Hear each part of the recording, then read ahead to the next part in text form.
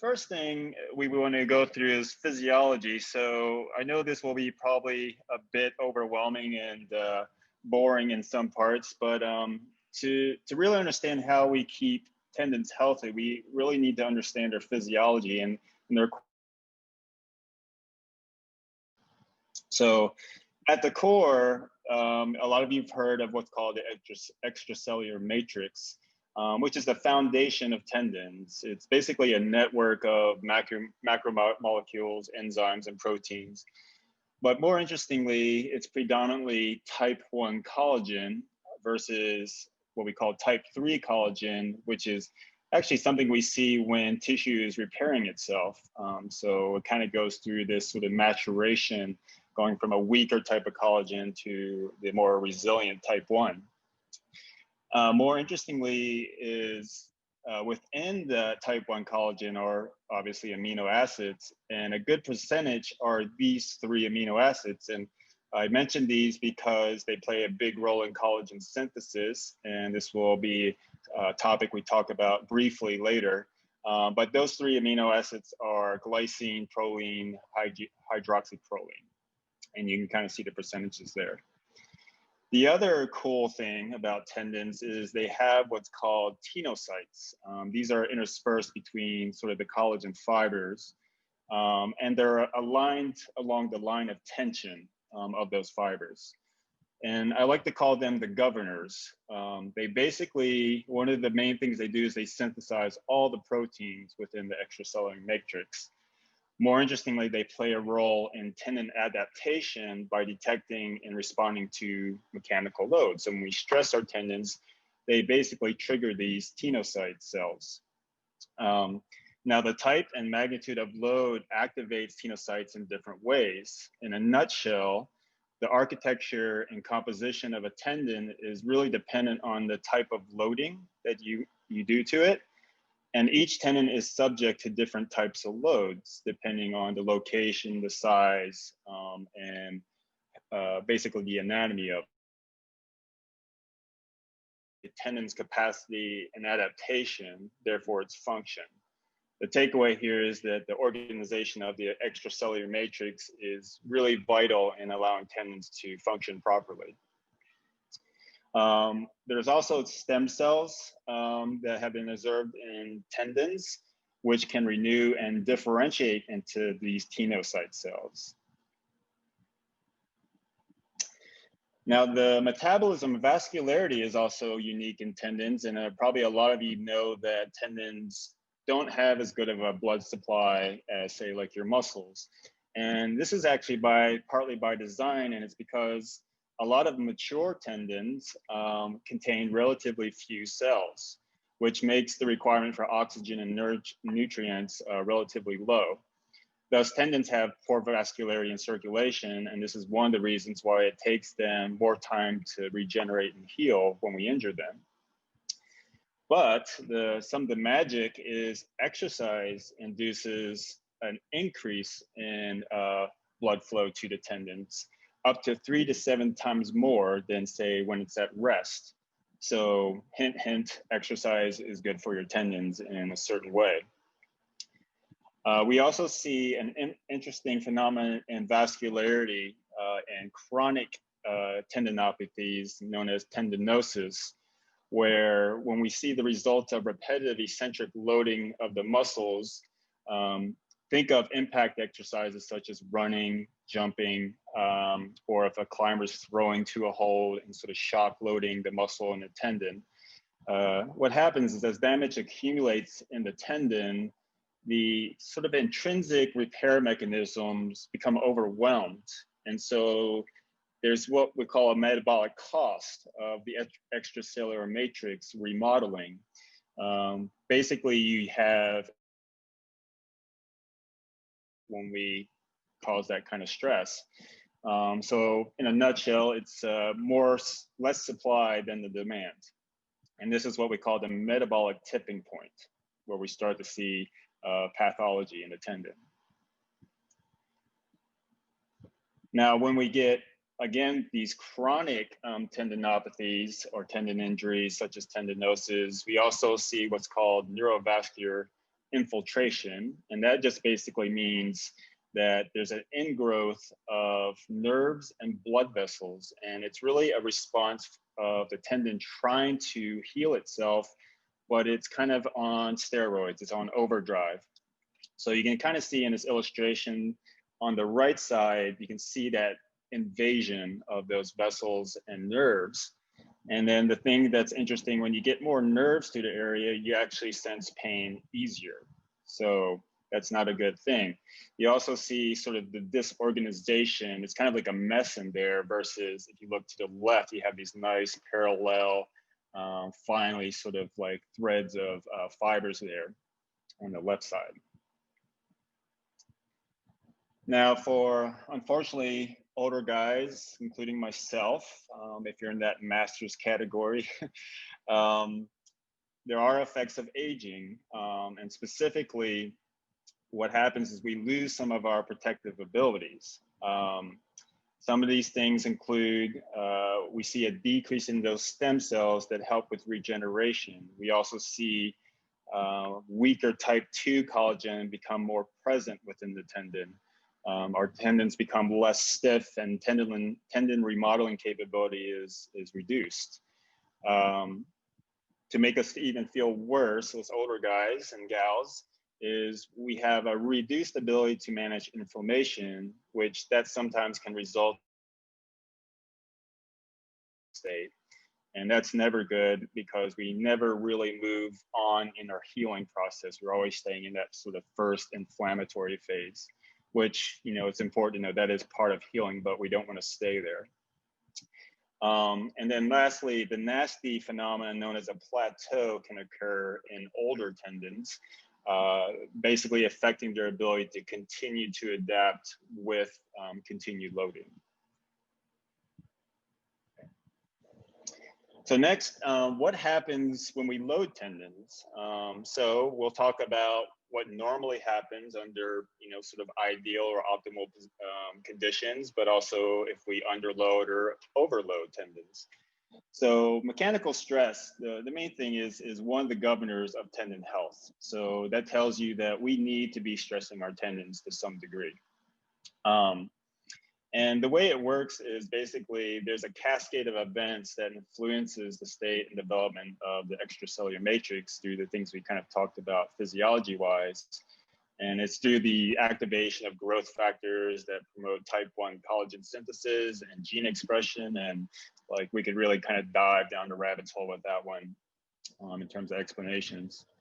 But at the same time, without some kind of loading, we don't get this effect. So the key point is we need normal physiological loads are actually necessary to keep our tendons healthy and to prevent degradation. So the classic use it or lose it principle applies here. Now, when we load tendons, we see some positive things. And again, if this is done in an ideal way, those benefits that we see with loading include an increased cell population and changes to the matrix through gene expression and growth factors. We see, as we which increases the size and strength of the tendon. We see an increase in tendon stiffness, and that's through these what we call crosslinks of the collagen fibrils. More specifically, we actually have some research that tells us what happens under different intensities of load. So we see little to none of these benefits when we're not loading the tendon enough. And so in one study, you know, they basically looked at two groups where they're loading at say 20% of a 1 rep max in terms of like resistance training. And we didn't see any benefits. But in contrast, at an 80% load of that 1 rep max, this is where the magic starts to happen, okay? So again, the message is load appropriately. Too little load underprepares you. Obviously, excessive load kind of gets you in the hole. And then these are just some illustrations of, again, some studies, just to give you a visual of what it looks like in there in the tendon. So the first top picture there is a study looking at rat models, tendon models. The first group, the control group, were healthy tendons. And just make note of just how linear and parallel the structures are. It looks nice and neat in there. The next group is the tendon was injured, but immobilized. So they weren't allowed to use the limb, AKA not enough loading. And we see basically a nice hot mess in there. And then lastly is a group where they were allowed to move their limb. They didn't engage in any kind of resistive training, but we can see an improvement. So just through active movement, which is a little bit of light to moderate loading, we see that positive change start to happen. Picture at the bottom is again just showing you a difference between an injured tendon on the left and then a nice and healthy tendon on the right. So this is really important because we use these principles when we rehabilitate tendinopathies or strained tendon. That's where you kind of get like if you kind of obviously do your own research and Google, like you learn about the eccentric exercises or loading exercises. Now, I will say there's a caveat to that, like in my own personal experience of having some elbow tendonitis, how heavy you load a tendon through while it's recovering is, I'll just put it this way, you don't want to be like doing that 80% 1 rep max right off the bat, because if a tendon's really what we say reactive or really irritable, that's not going to be beneficial in the beginning. But in the end, that's kind of where we want to get to, is where we're doing heavier loading to make those big changes when it's ready. Okay. Nothing like a gruesome picture to keep your attention.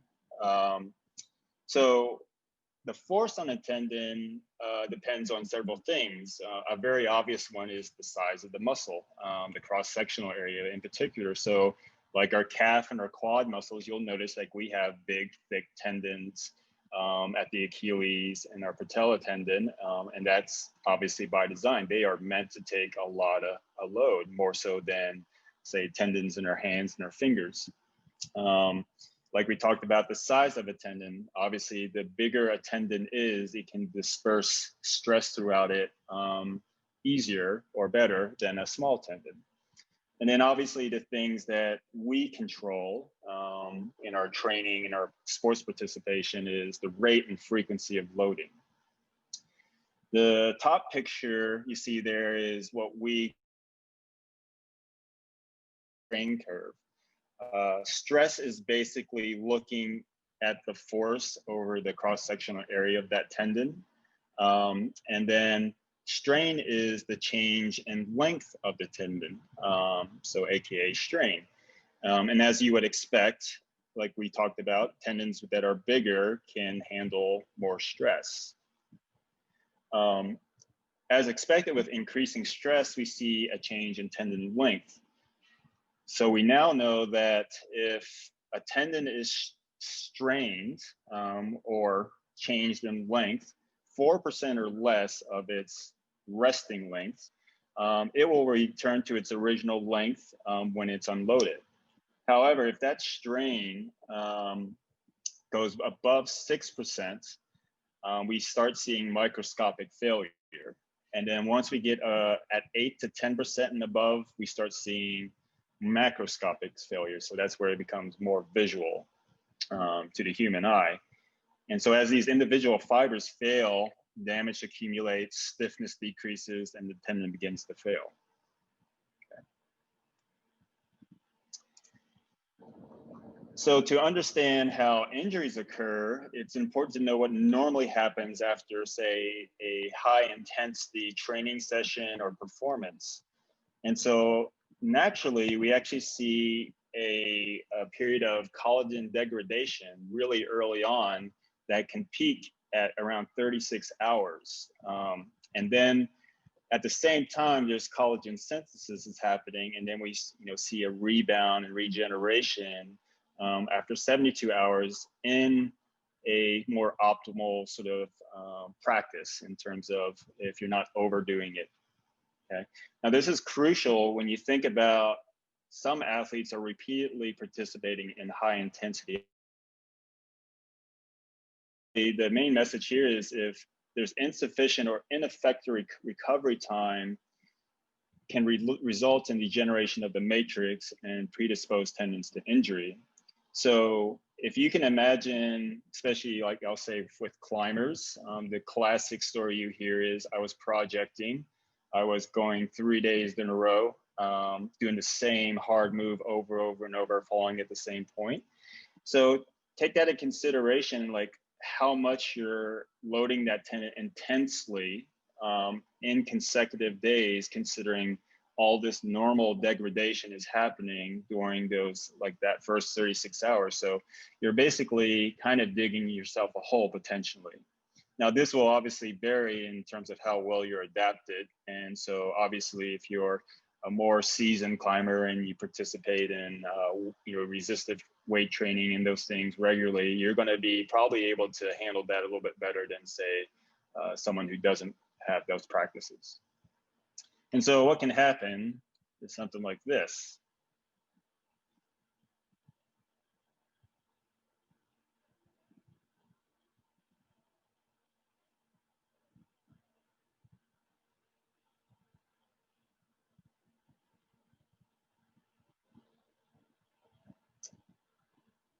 And that sound wasn't amplified. You know, with the stories I've heard is that it really sounds like a gunshot when the Achilles tendon goes like that. So the main reason you're here is like, well, what can we do to maintain healthy tendons? So there's things we can't change. And so let's get those out of the way. There's age, of course, but comorbidities, things like if you're diabetic, if you have hypertension, if you're immunodeficient, even things like hypertension have shown to lead to delayed wound healing in some studies. And so stress management, so going on to the things we can control, stress management, our health behaviors. Smoking is obviously not good for healing. Our nutrition plays a role in collagen synthesis, which we'll talk a little bit about later. Sleep science is a fascinating subject. There's a lot of magic that happens if you sleep appropriately.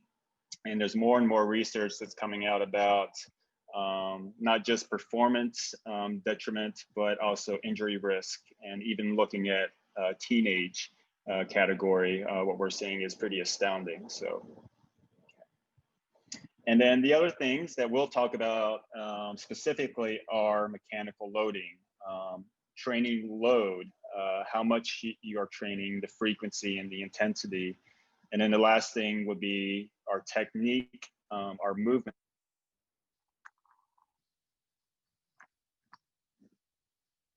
Well, the first one, mechanical loading, I don't think athletes really have a problem not doing this, but you probably want to ask yourself, are you loading too much? Are you not loading enough for the demands of your sport or your training? Or are you loading optimally? Which brings us to our second topic we'll talk about is managing your workload. So this would be a way to see if you are in those zones of, in the danger zone of not doing enough or doing too much, or again, are you doing enough to both enhance your performance as well as prevent injury? And then lastly, mind your movement. How do you move? We'll talk about biomechanics and how that can cause stress to tendons unneededly. So we already talked about the importance of mechanical loading. It is the primary stimulus for tendon growth.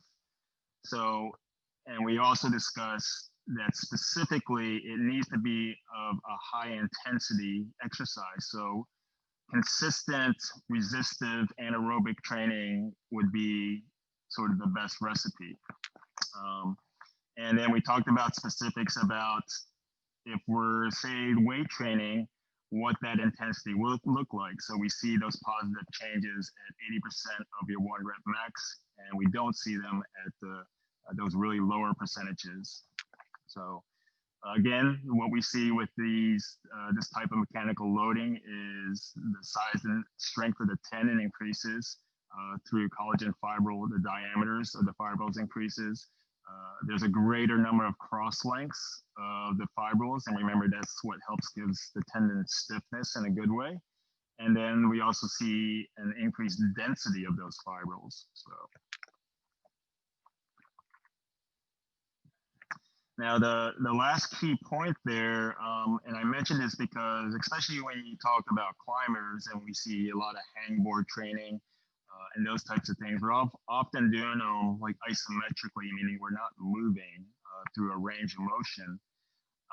Now that's kind of hard sometimes to do on a hangboard, but the other thing that we've seen in terms of these positive changes is that you work through a full range of motion at that joint. So say if you are doing hangboarding, I would just encourage you to work through different types of grips. If you're talking about your finger flexors, of course, open-handed positions versus like your half crimp. So work a variety of positions.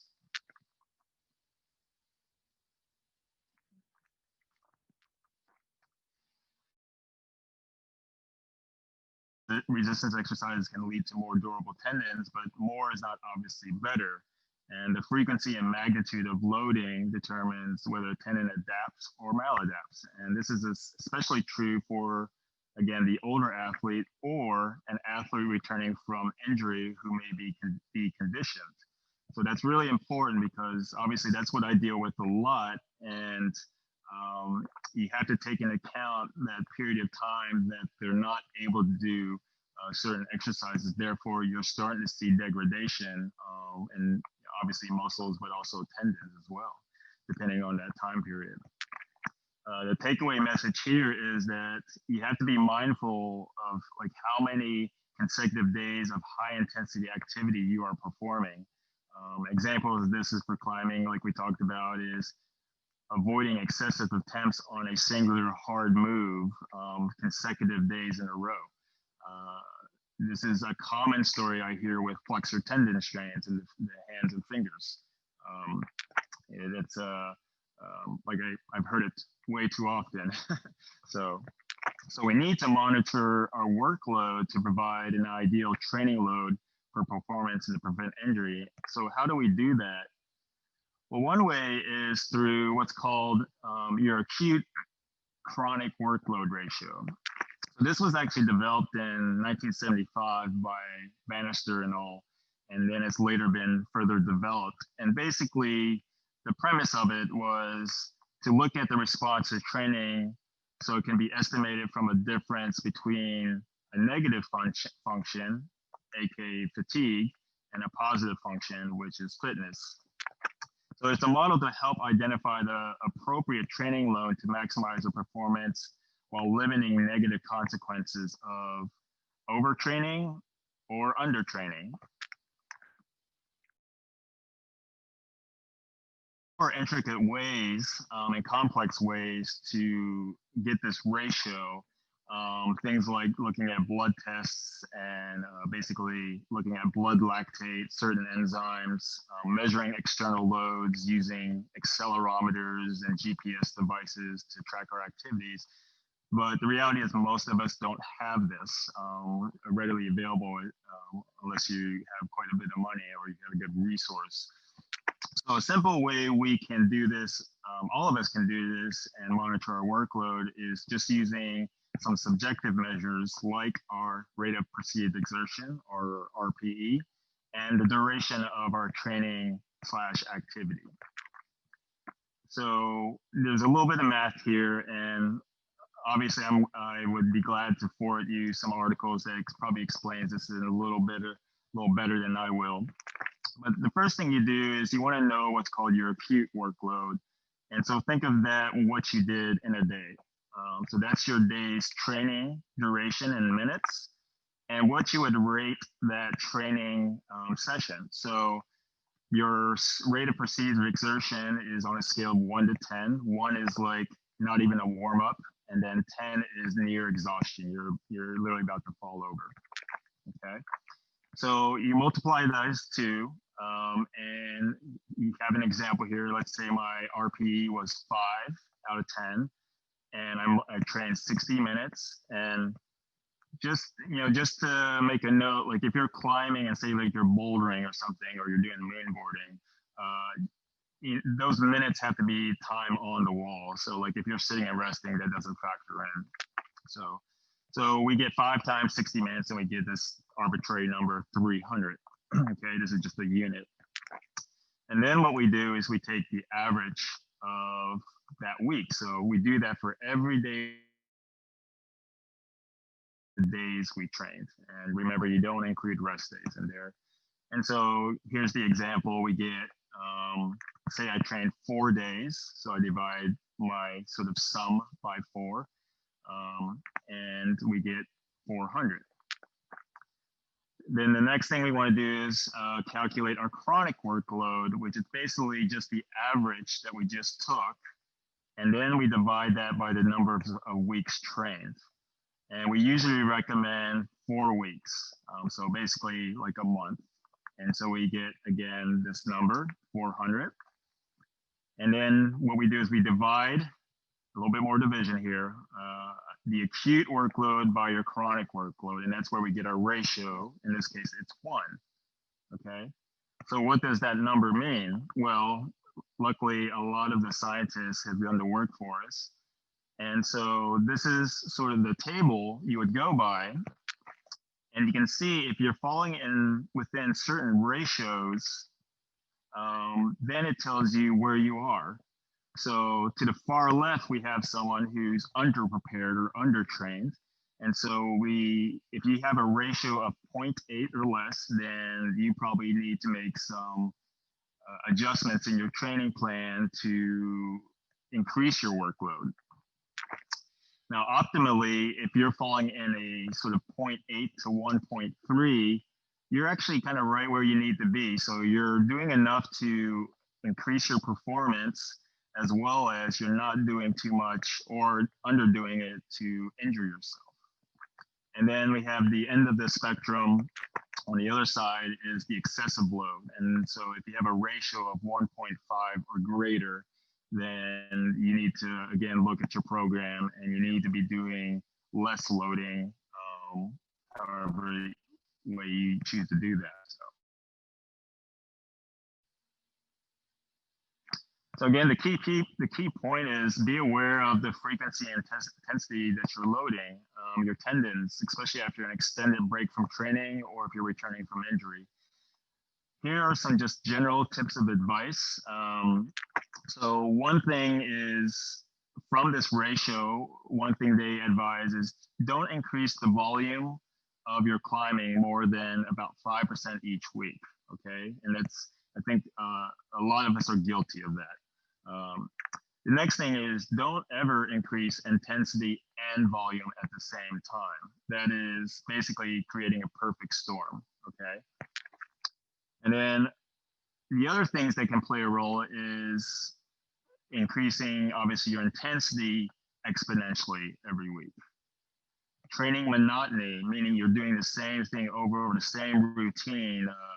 Again, like, let's say a climber who's always training on a moonboard. I can't tell you how many times I've seen finger issues from that alone, especially, unfortunately, during the isolation and quarantine period in the lockdown that we had. Everyone was building home walls, and they were relatively on the steep side, and you started seeing more issues at the fingers and things like synovitis and capsulitis. So where I see many athletes go wrong is these things, is increasing the intensity or volume too fast, and just not being aware of like how much they're actually loading themselves.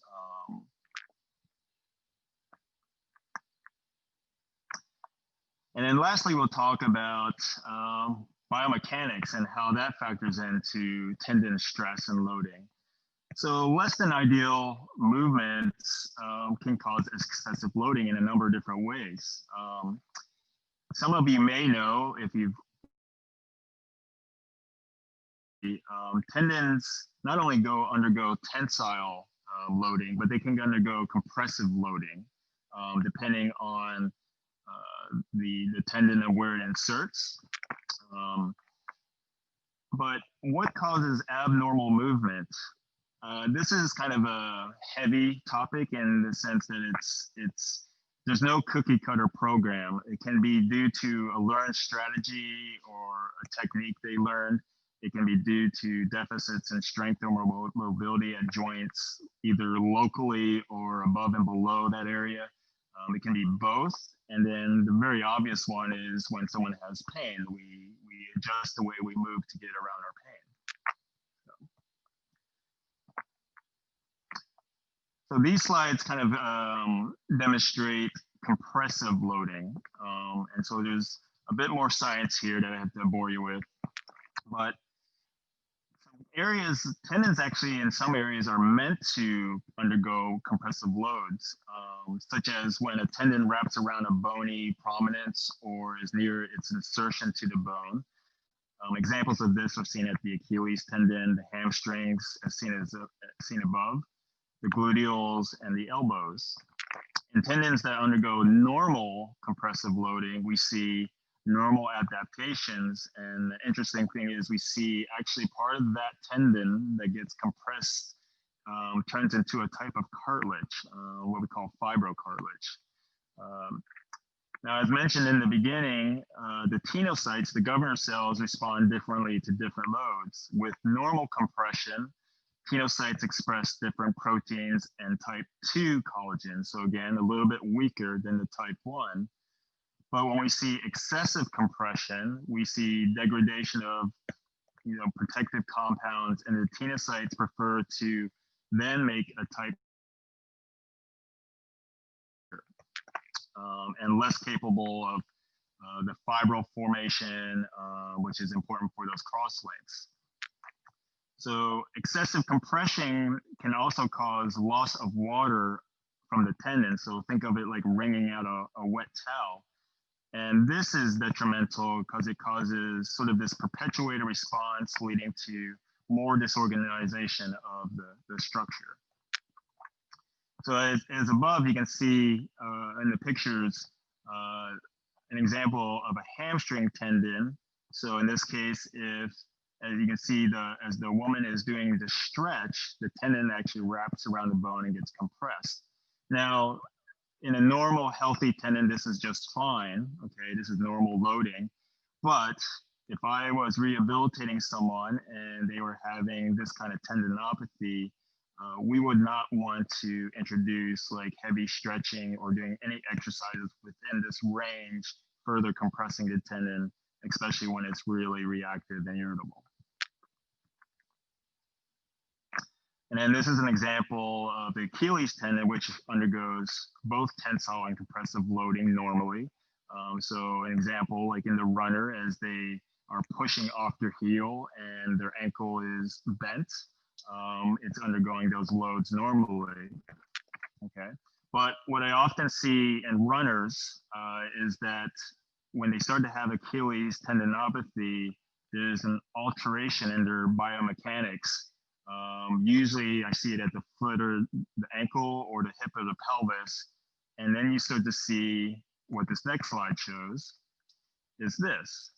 And so the top picture is, these are two different patients, but the top picture shows just at rest, you can see that angle at the heel.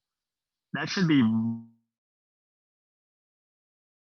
but what's happening is she's deviated a little bit, and most people would is known as overpronation.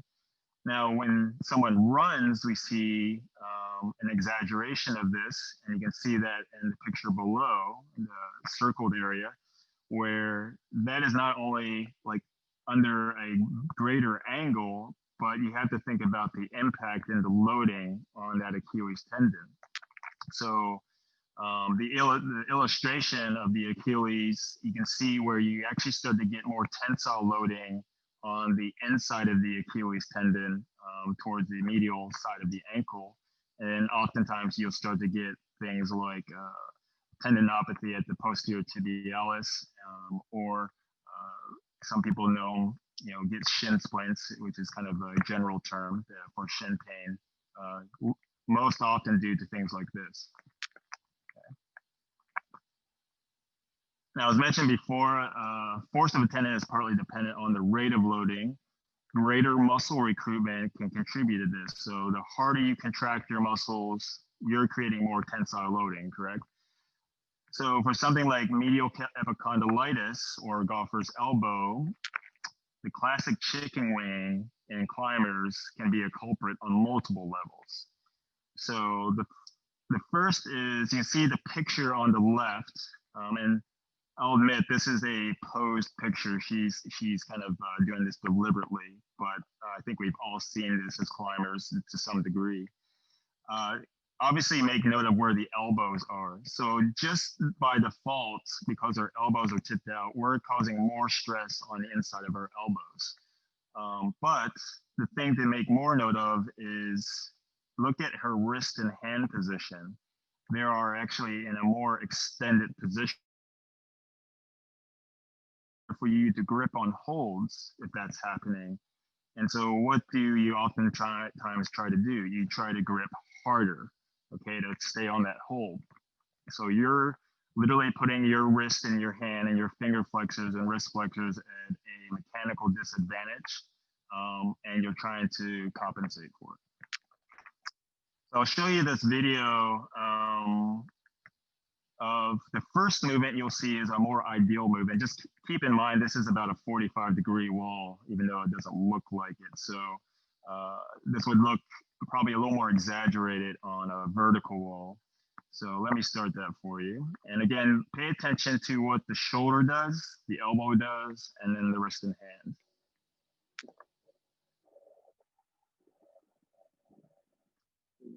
That is nice and straight. And my elbow is going kind of straight down and back.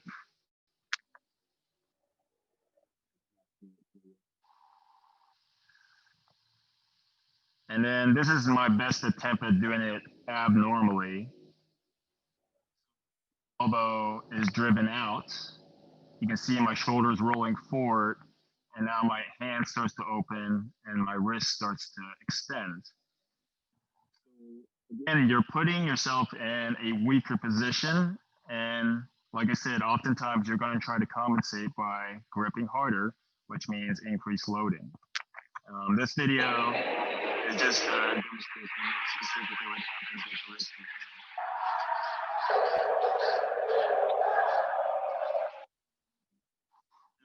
hand. Like when there've been studies at looking at maximal grip strength, and it is true that maximal grip strength is when your wrist is slightly extended, but not in the end ranges like this. Fully bend my wrist, my hand starts to open up. So think about that. If you're grabbing a sloper in that fashion, or the classic meat hook, if you're doing this to meat hook something, again, you're kind of making yourself weaker by being in those end ranges. Now, this is a really curious case. This person to the left came in more so with left-sided neck pain and shoulder pain. But look at her pull-up.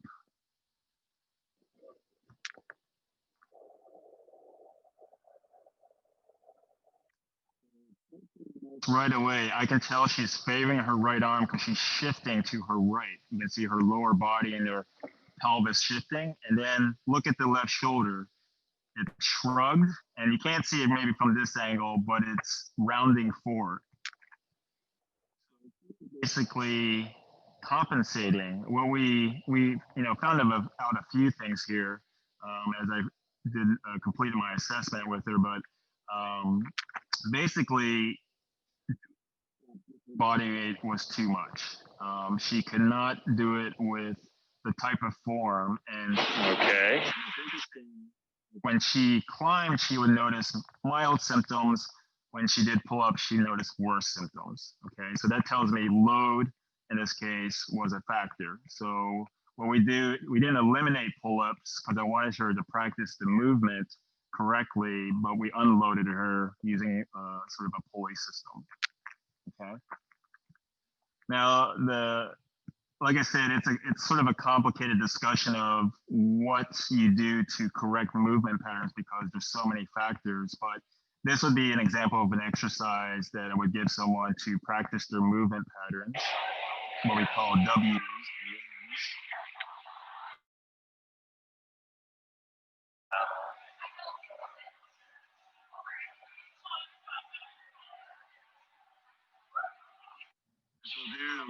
Basically reinforcing what happens at the shoulder, the scapulothoracic joint, and facilitating a proper movement of how he pulls. Now, we'll comment that this is Tyler Lamon, for those who don't know, is an exceptional climber and was the British world national champion back in the day. So he didn't really have too many issues, and he was a good model for this. Next is body position. So again, with climbing, what we'll talk about here is your body position in relationship to the wall, looking at where your center of mass is. So the far picture to the left, you see my hips are away from the wall. My center of mass is out, away from the wall.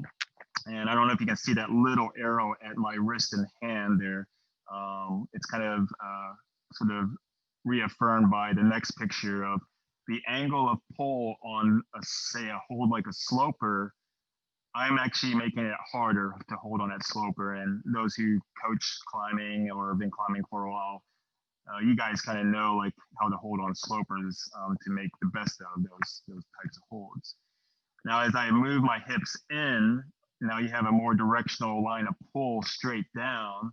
And then again, you can see in the last picture, like I'm in a better position, which then I don't require as much gripping from my finger flexors and my wrist flexors to hold on to that hold. So again, technique and body position. So that might be something where even coaches can play a role in making those kinds of improvements.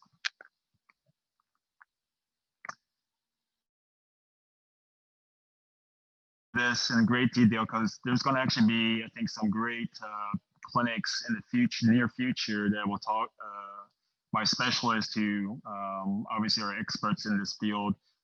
But I wanted to mention it because this is a hot topic, and the research is young, but it is growing and it looks promising. So as probably many of you know, and even given the introduction about collagen supplementation, which will help with collagen synthesis. So we talked about those 3 amino acids: glycine, proline, hydroxyproline. Okay, so in these young studies led by Keith Barr, so those are really interesting studies I advise you to look up, is we're seeing an exponential increase in collagen synthesis when these amino acids combined with vitamin C and also the timing of it. There's certain protocols out there, but in a nutshell, it's basically consuming the product or through just general nutrition.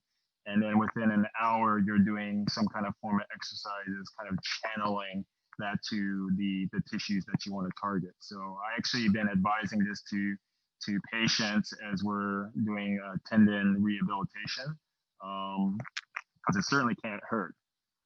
So those 3 amino acids, which you can get in, if you are not vegan, meat products, dairy.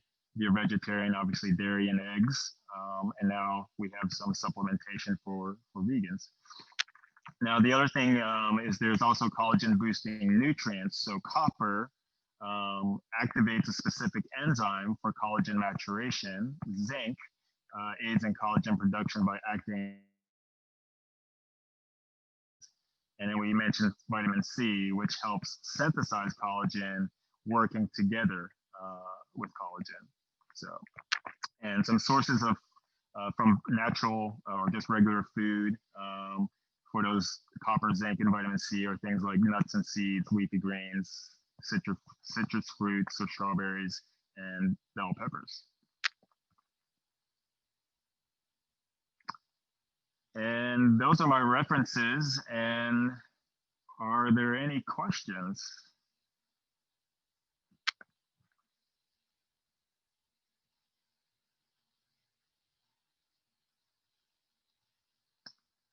Let me see if I can get out of here and maybe see your comments. Oops.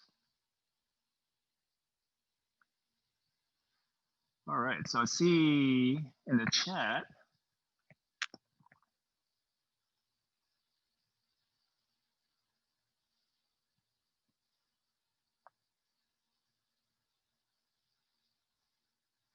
oh, so actually it looks like the only question so far is, basically the question is, you mentioned cigarettes or smoking, tobacco specifically, and their impact on recovery and degradation. Is there any data regarding marijuana? And to be honest, I don't know. I have not come across anything, nor have my colleagues, nor do I hear mentors mentioning marijuana. If I had to make an educated guess, I think it's something about tobacco. That's not good. So. And then next question is some loading is definitely good to help heal injured tendons, but how long should we rest an acute tendon injury before easing into loading? I think with the information out there, which is great, but what I've seen not work, and more often than not, is that people will do their own research and start doing these heavy eccentric or loading exercises, resistant exercises right off the bat. And I can tell you from personal experience of having elbow tendinopathy in both elbows, for like some reasons that if you want me to go into detail, I can tell you. But basically, it did not work. It actually flared them up. And so my recommendation in the beginning is loading, yes, right off the bat, resting from provocative activity. So in this case, whether it's climbing or running, because those are loads that are hard to basically monitor, and they're hard to measure. So you don't know how much loading you're doing from move to move, or if you're running uphill or downhill. You just know it's more or less. So what I usually recommend, if someone's having pretty reactive tendonitis or tendinopathy, and that usually, let's say if you're talking about the elbow, it's tenderness on the bone, it's tenderness on the tendon. Even if they brush their elbow against something, it makes them flinch. That's pretty reactive. So I usually recommend about a 3 to 5 day period of getting over that initial sort of reactive inflammatory phase. And then I start just with what I call mid-range isometrics, where I'm just kind of having them work in a position where they're not compressing or tensioning the tendon too much, and they're just doing a light compression.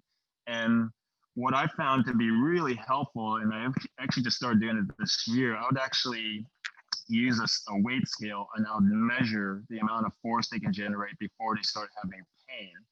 And that would give me sort of a guideline, and upwards of 50% of that number. And then I keep doing that every 1 to 2 weeks, and then we keep adjusting the load based on that number, because what I'd oftentimes see is the number would get higher and higher before their pain threshold would get higher, so they could tolerate more. And as we talked about, progressive loading is really the magical thing. So you want to try to get that to them when you can. So, all right. Oh, lots of questions. So hopefully that answers your question. So I hear a lot about mixable collagen peptides for joint tendon health, but I know there's limited statistically significant data to support this. What's your take on collagen supplements? So again, you're right. The research is young. Even though it looks promises, the sample sizes are kind of small. Theoretically, it kind of makes sense, but we're lucky at USA Climbing. We just formed a medical committee, and we have some experts from all disciplines on there, including a nutritionist. And we've kind of talked a little bit about it, and basically, we do think that through nutrition, and not just supplements, that it can be a big factor. Now, supplements, because they're kind of new to the market, like I can't really comment on that, and I'll kind of refer to the future presenters that are going to actually talk about in greater detail. They'll probably have even a wider range of knowledge in terms of research out there. So I can't really maybe comment too much on collagen supplements, but in theory, it makes sense. So. And next question is kind of more related to synovitis. In terms of synovitis, would still apply? And would the target be a moderate daily volume at 80%? So I'll first start by answering that last question. No, in terms of the volume. Like the studies is more about the intensity with resistive mechanical loading. So now for synovitis, which I probably see more than anything, and especially the recreational climber, is the thing that always works is a period of rest. And that's one of the few times I'll say that, unless you have a broken ankle or something. So usually it's because, I'll be honest, like this is a topic more about tendons. And so when you start talking about ligaments and capsular tissue, the makeup can be a little different. So I would have to, honestly do a little bit more research about that. But to answer your question, what I see is that it does just fine with a 1 to 2 week rest period, depending on how bad it is. In really bad cases, it's when, basically the joints are looking like peas in a pod. And every kind of hold hurts. That tells you it's really bad. And then I've also seen really mild cases where you barely see any swelling, but they're getting some symptoms. So in those cases, the 80% load isn't really necessary. Now, what I tell my clients is that loading gradually does help adaptation. But to be honest, I would have to look and see if there's a study that looks if that applies to things like your capsular tissue and your ligaments. All right, next question. What's the amount of collagen you recommend, and how often if you're climbing 4 days a week, 2 days on rock and 2 days in the gym? So, and my memory might be a little phasy or hazy. It's not a ton. It's in grams and singular grams, I think, maybe as much as 10 to 15 grams of a collagen supplement. Now, what you're getting through natural food, I couldn't tell you that. But there's probably some research out there about that too. Now, the important thing is when you ingest it, if you really want to get these benefits. So we talked about how exercising tendons creates collagen synthesis itself. And what kind of happens is when you're stressing tendons, they're kind of like, sponges. They like absorb fluid, they excrete fluid, kind of back and forth. And so the idea is like when you consume the product, say, what's recommended is an hour before, at least the last literature I read, is that when you go to then do the exercise, you're channeling that. So it's almost like putting an address on the envelope, so it's going where you want it to, if that makes sense. So like if you're trying to target, say, your finger flexors or your elbow tendons, like if you go and take it and then you go for a run, well, that probably wouldn't be as optimal because you're not stressing those tendons specifically.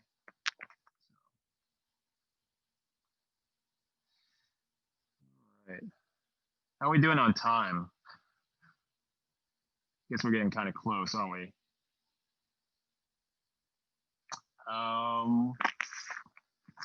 Let me answer maybe one of the pertinent questions to the presentation here. Have you heard of climbing load tracking app, best tested, called Crux? Athletes can log in with in the info, so we calculate their acute and chronic ratio. Sounds good, but haven't tried with athletes just yet.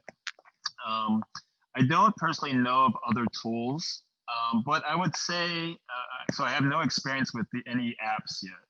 I kind of just do it the old-fashioned way with spreadsheets and talking to the person. But if you were to do this on your own, and I would say the more important part of that sort of question is that it's looking at your acute chronic ratio, and hopefully it's doing that accurately and specifically. So I would say that sounds like a great idea. It would certainly kind of save a lot of headaches in terms of those who don't like math. And let's take one last one here. So you mentioned that full range of motion is necessary for optimal adaptation. Is this fulfilled by doing isometrics in the full range, aka hangboarding in different hand positions? So I think I kind of answered that one already, the answer being yes. Or actually moving through the full range, or is it the second one fulfilled by climbing itself? The last part of that question, is it fulfilled by climbing itself? Well, that's, I hate to give you that answer, but it depends. It kind of depends on the holds, and it depends on the variety of holds. If you're climbing on something like crumpy routes, and let's say that's your project for a day and you repeatedly try it, then obviously you're not getting a lot of variety there.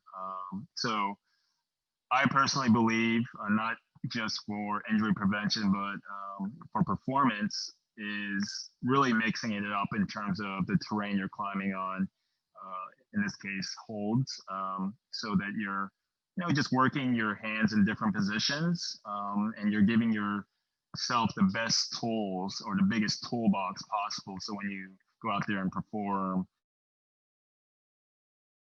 So all right, I think we're at the hour, unless you guys want to keep going, or if we can keep going. But thanks a lot for the questions, and thanks to those who attended. Hopefully I didn't bore you with too much talking and science.